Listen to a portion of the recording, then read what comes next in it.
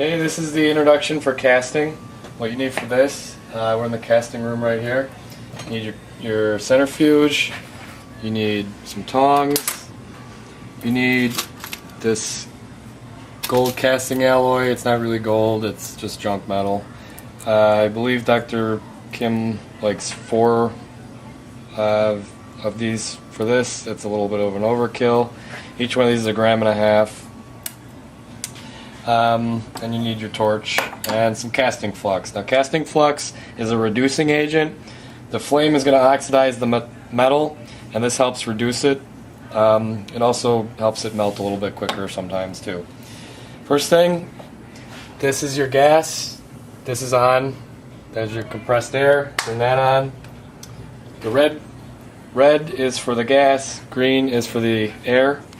Okay, so turn the gas on and light it. Okay. Oh wait, before we do that, sorry. You're getting here.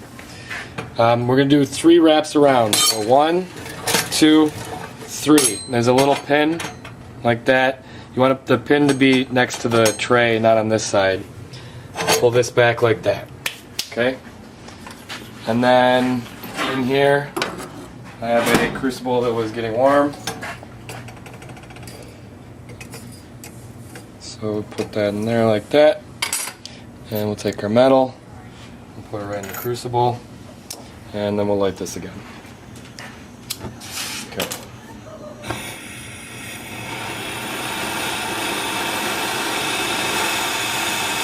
Flame just about like that. There's an inner cone and an outer cone. The inner cone is the hotter one, as you probably remember from chemistry.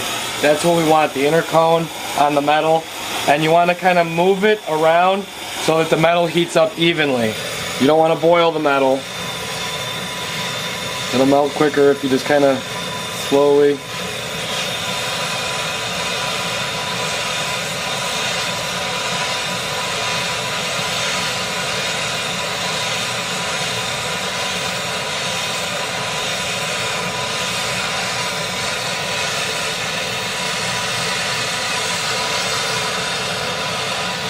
Okay.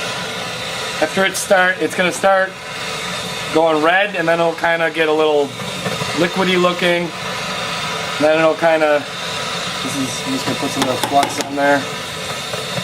Just sprinkle it on. Do not remove the flame from the metal. It'll solidify back up that quick. Okay. A little bit of flux. Usually just blows all over the place.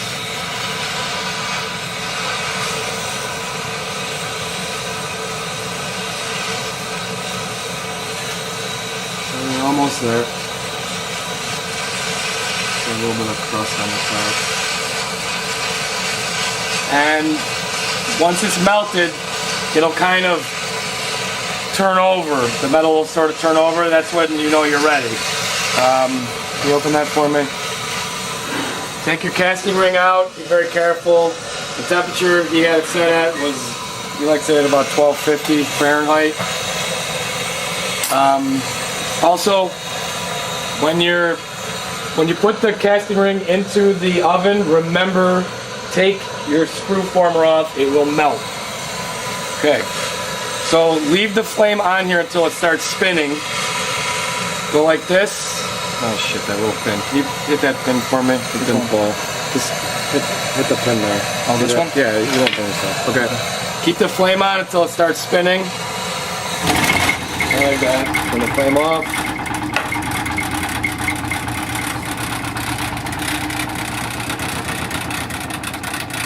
And since we're a state school, we don't have brakes in our centrifuge, so we gotta manually stop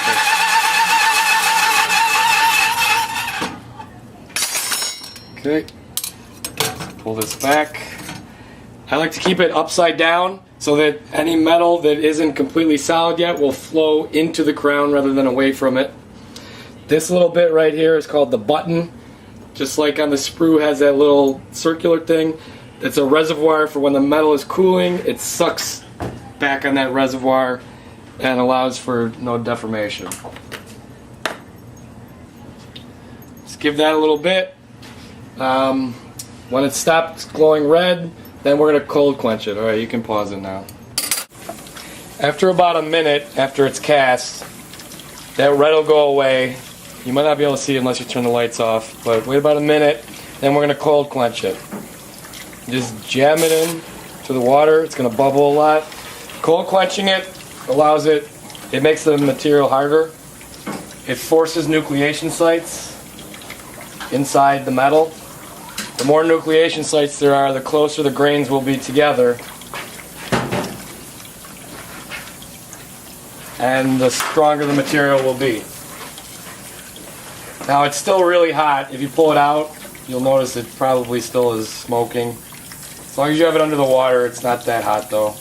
I'm kind of improvising here with this to try to pull it out. It's just working good. And then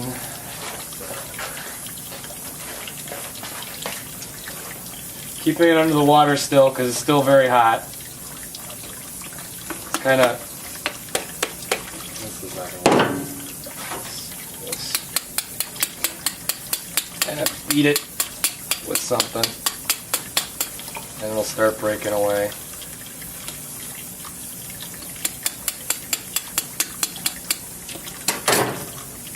And just break it out like so.